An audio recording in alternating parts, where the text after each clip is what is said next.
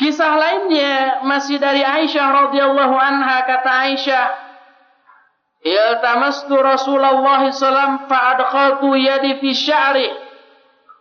Suatu saat aku meraba-raba kepala Rasul sallallahu alaihi wasallam.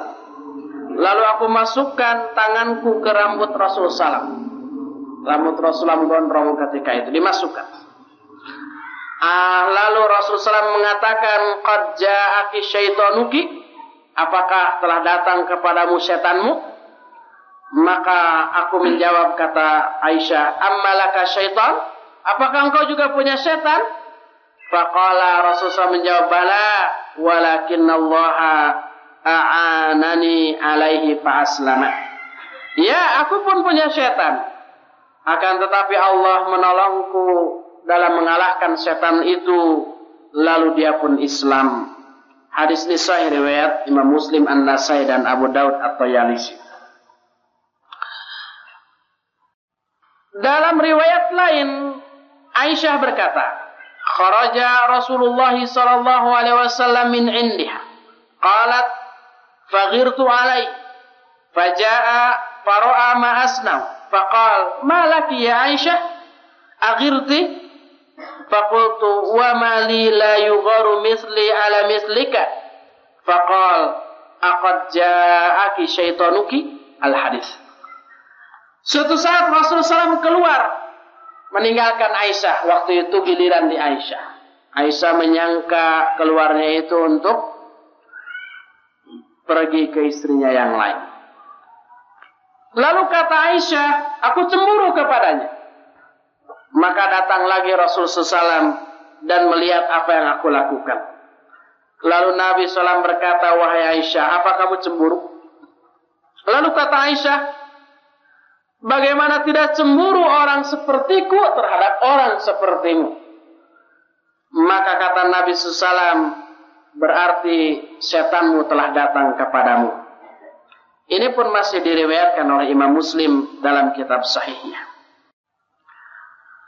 Masih juga riwayat dari Aisyah radhiyallahu anha. Kata Aisyah, faqadtu Rasulullah sallallahu alaihi wasallam dzata lailah fadhanantu annahu dhahaba ila ba'di nisaihi fatahassastuhu fa idza huwa raqi'un aw sajidun yaqulu subhanaka wa bihamdika la ilaha illa anta. Faqultu bi abi wa ummi innaka la fi sya'nin wa inni la fi sya'nin akhar. Kata Aisyah, suatu malam aku kehilangan Rasul sallallahu alaihi wasallam. Pas Aisyah bangun, Rasul sallallahu tidak ada di sampingnya. Padahal malam itu giliran dia. Aku menyangka Rasul sallallahu pergi ke istrinya yang lain. Suudzon ya. Dan jelek suudzon. Lalu aku mencari, tiba-tiba aku temukan beliau sedang ruku atau sujud. Ternyata sedang tahajud, sudah dihanas disuudzoni bahwa Rasulullah SAW pergi ke istrinya yang lain. Kenyataannya sedang sholat tahajud. Di dalam sholatnya Nabi SAW berkata, subhanaka wa bihamdika la ilaha illa anta. Lalu Aisyah berkata, demi bapakku, ibu dan ibuku, sesungguhnya engkau ya Rasulullah berada dalam satu kedudukan, satu posisi, sedangkan aku pada posisi yang lain. Jauh. Rasulullah SAW posisi sholat tahajud, aku posisi suudzon. Yang ini baik, yang ini jelek. Malu sendiri Aisyah ketika itu. Hadis ini pun sahih dikeluarkan oleh Imam Muslim. Ini menunjukkan bahwa wanita memang diciptakan dengan membawa sifat cemburu. Boleh bagi suami untuk berdusta terhadap istrinya untuk mendapatkan keridhaan atau menyenangkan istrinya dan untuk lebih memperdalam cinta dan kasih sayang antara suami istri itu. Boleh berdusta. Sebagaimana hadis Ummu Kulthum binti Uqbah, dia berkata, "Ma sami'tu Rasulullah sallallahu alaihi wasallam yurakhisu fi syai'in minal kadhib illa fi thalathin. Kana Rasulullah sallallahu alaihi wasallam yaqul la a'udhu kadhiban ar-rajulu yuslihu bainan nas, yaqulul qawla wa la yuridu bihi illa al-islah. War-rajulu yaqulu fil haram, war-rajulu yuhaddithu imra'atahu wal mar'atu tuhaddithu zawjaha. Kata Ummu Kulthum binti Uqbah, aku mendengar Rasul SAW memberikan rukhsah atau memberikan dispensasi untuk berdusta. Rasul SAW tidak pernah memberikan dispensasi untuk berdusta kecuali dalam 3 hal. Kata Rasul SAW, aku tidak menganggap ini sebagai dusta. 3 hal itu adalah seorang laki-laki mau mengislahkan antara 2 orang manusia yang bermusuhan. Dia berkata satu perkataan yang dusta untuk mendamaikan antara keduanya, dan dia tidak ada maksud lain kecuali agar islah. Si A dan si B bermusuhan. Kata kita, B, si A, anak tadi ketemu si A, kirim salam untuk antum. Dia memuji-muji antum. Nah, ini kan bohong padahal, tapi untuk islah.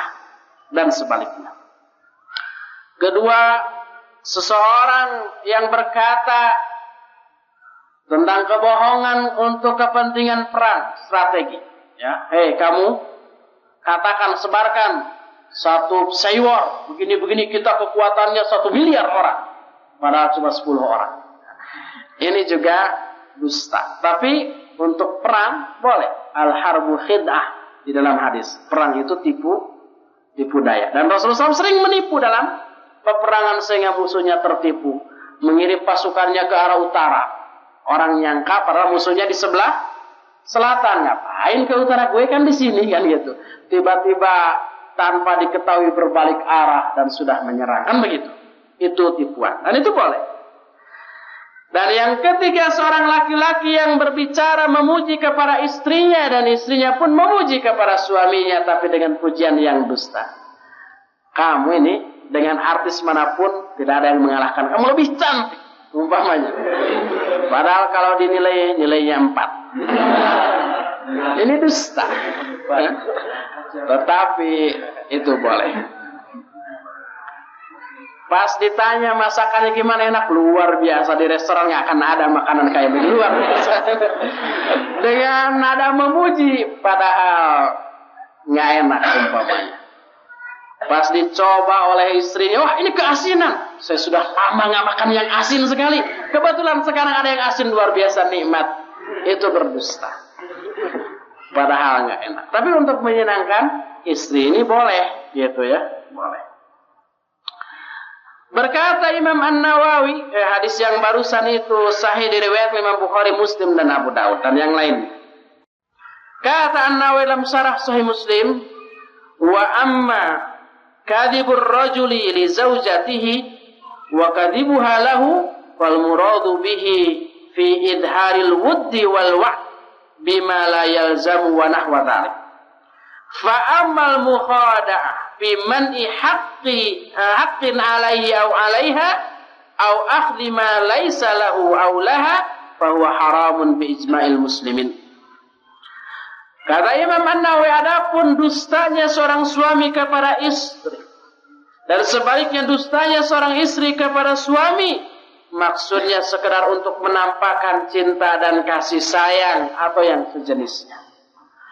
Adapun kalau menipu, berdusta untuk menolak hak, menahan hak istri atau hak suami, pura-pura nipu, benar-benar nipu kepada istri atau suami agar si istri atau suami itu tidak memperoleh haknya, maka ini haram berdasarkan ijma. Seperti umpamanya si suami mengajak istrinya untuk bergaul, kata istrinya saya sedang haid, padahal tidak, maka ini dusta yang diharamkan atas si istri.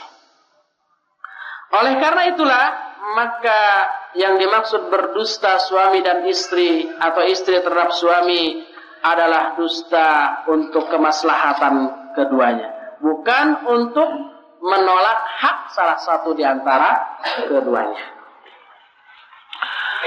Insya Allah berikutnya akan kita jelaskan hak suami terhadap istri dengan rincian yang insya Allah detail beserta dalilnya dan sebaliknya, yang mudah-mudahan pembahasan itu akan bisa kita lanjutkan pada malam hari nanti pada Isya. Untuk hari ini saya pikir penjelasan cukup sampai di sini dulu, dan sisa waktu yang ada kira-kira 1/4 jam kita akan gunakan untuk tanya jawab. Alhamdulillahirabbil alamin.